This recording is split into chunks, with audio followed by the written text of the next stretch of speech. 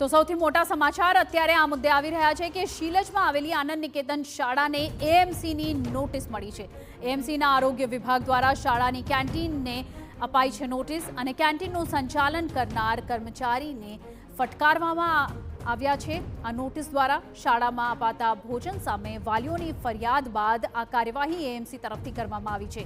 શાળામાં હોબાળા અને ડીઈઓ દ્વારા અપાયેલી સૂચના બાદ એએમસી દ્વારા પણ કાર્યવાહી કરીને અત્યારે આનંદ નિકેતન સ્કૂલની કેન્ટીનને આ નોટિસ ફટકારવામાં આવી છે।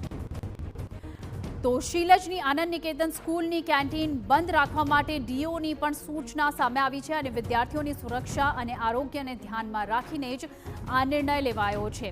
આપને જણાવી દઈએ કે ડીઓની ટીમની તપાસમાં કાચનો ટુકડો હોવાનું ધ્યાને આવ્યું છે અને શાળાની કેન્ટીન પાસે ફૂડ સેફટી સર્ટિફિકેટ છે કે નહીં એ અંગે પણ તપાસ કરવામાં આવશે। આરોગ્ય વિભાગના ફૂડ ક્લિયરન્સ બાદ જ કેન્ટીન શરૂ કરી શકાશે। કેન્ટીન સંચાલકથી લઈ ઘટનામાં સામેલ લોકો સામે કાર્યવાહી કરવાની પણ સૂચના આપવામાં આવી છે। શિક્ષણ નિરીક્ષક દ્વારા સ્થળ ઉપર મુલાકાત લઈ ટીમ સાથે અને પ્રાથમિક અહેવાલ સુપ્રત કર્યો છે। તેમાં સ્પષ્ટપણે આ બાબત જે છે એની ખરાઈ સાબિત થઈ છે, એટલે કે કાચનો ટુકડો જે છે એ જોવા મળ્યો હતો, જેને ધ્યાને લઈ તાત્કાલિક અસરથી શાળાના મેનેજમેન્ટને મેં સોકોસ નોટિસ આપી અને ખુલાસો માગ્યો છે અને સાથે સાથે જે જવાબદારો છે પ્રિન્સિપાલથી લઈને જે કોઈ રસોડા વિભાગમાં સુપરવિઝનનું કામ કરતા હોય, એમની જો એજન્સી કામ કરતી હોય તેની તમામ વિગતો પણ મંગાવી છે। સાથે સાથે એમની સામે તાત્કાલિક કાર્યવાહી કરવા માટે સૂચના આપી છે, જેથી કરીને આ કેન્ટીનના જે એમનો જે ફૂડ સેફ્ટીનું સર્ટિફિકેટ છે કે કેમ એ સહિતના આધારો અમે માગ્યા છે। તો આ સમગ્ર મુદ્દે અત્યારે નવા વળાંક સામે આવી રહ્યા છે અને તપાસના આદેશ પણ આપવામાં આવ્યા છે। ત્યારે અમારા સંવાદદાતા નરેન્દ્ર રાઠોડ ફોનલાઈન પર જોડાઈ ગયા છે। નરેન્દ્ર, અત્યારે આ ખૂબ જ સંવેદનશીલ એક મામલો શીલજની આનંદ નિકેતન સ્કૂલમાંથી સામે આવ્યો છે। અત્યારે સર્વધર્મ પ્રાર્થના અંગે અને સાથે જ કાચના ટુકડા અંગે સ્કૂલ તરફથી કોઈ સ્પષ્ટતા મળી છે તમને?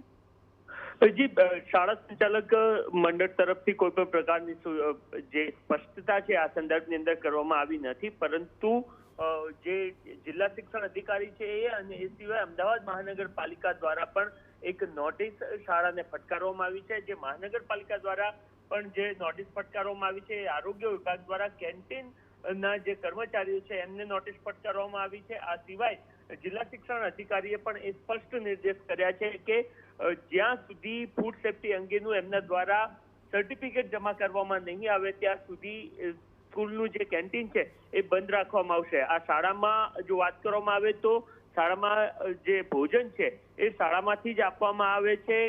વિદ્યાર્થીઓ પોતાની રીતના લઈને નથી જતા।